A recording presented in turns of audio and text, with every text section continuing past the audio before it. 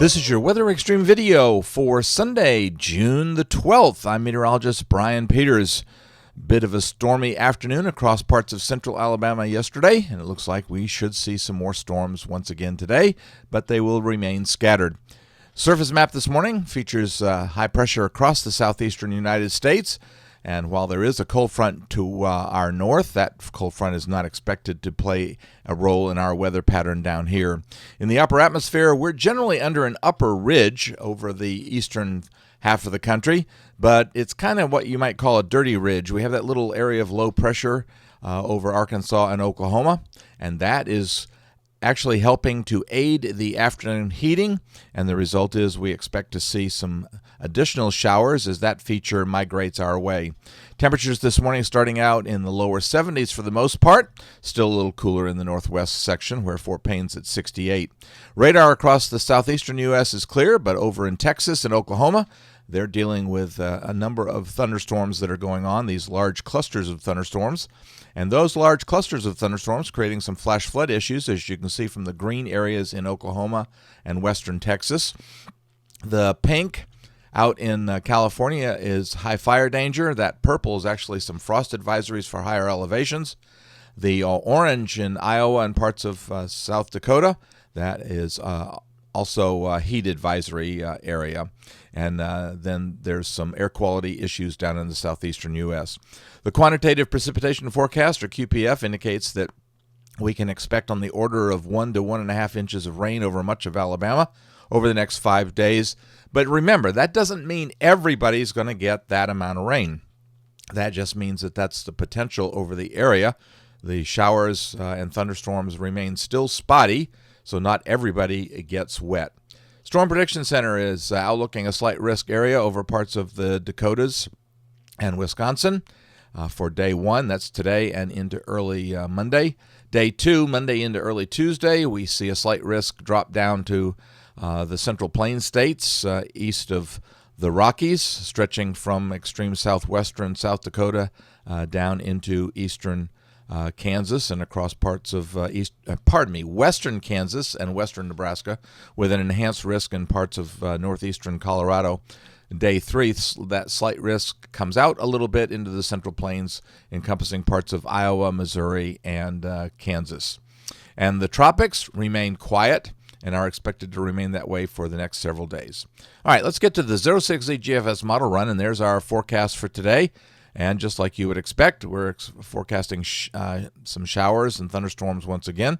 Now, those showers and thunderstorms are likely to be to the southwest of a line that you draw from about Muscle Shoals down to Anniston. And the reason for that is, as you can see from the precipitable water forecast, precipitable water values are expected to be less across the northeast third, shall we say, of Alabama, whereas the rest of the state, the precipitable water values actually run from about 1.8 inches to as high as slightly over 2 inches.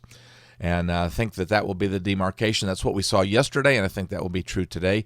Cape values are right up there, those red areas in west central Alabama, on the order of getting up into the 3,500 joules per kilogram range. So they're definitely high values, and we may see some isolated downbursts once again.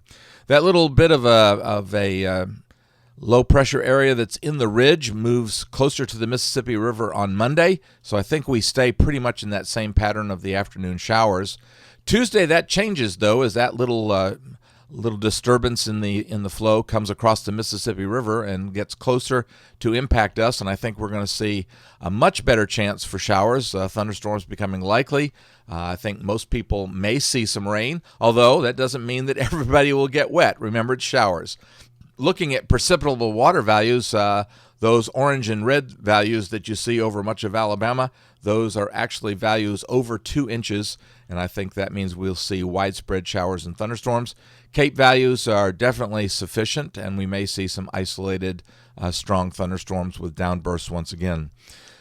Wednesday, that little disturbance moves into the Gulf Coast, so I think Wednesday we may see a repeat with more showers once again, fairly widespread.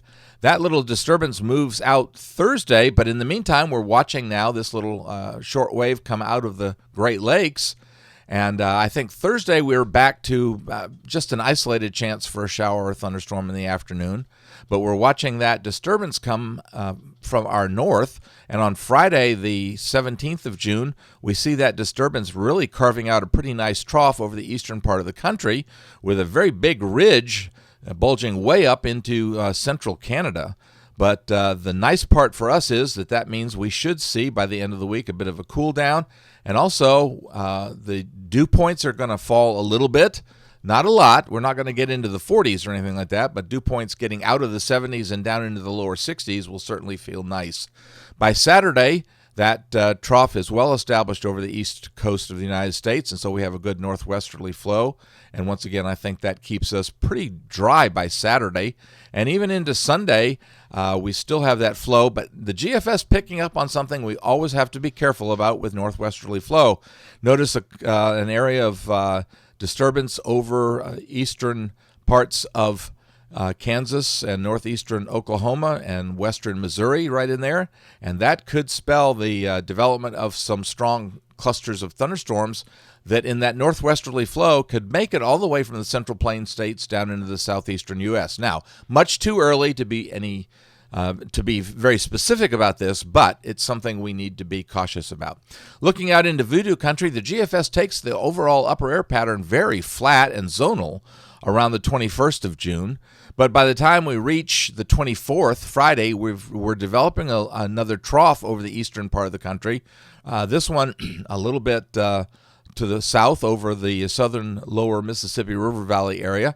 And then by the time we get to the 26th of June, we're looking at a nice trough once again coming across the Mississippi River, which would spell the development of more showers and thunderstorms across the southeast, and also perhaps some drying out of the atmosphere and some lowering of the temperatures as we get into that northwesterly flow once again.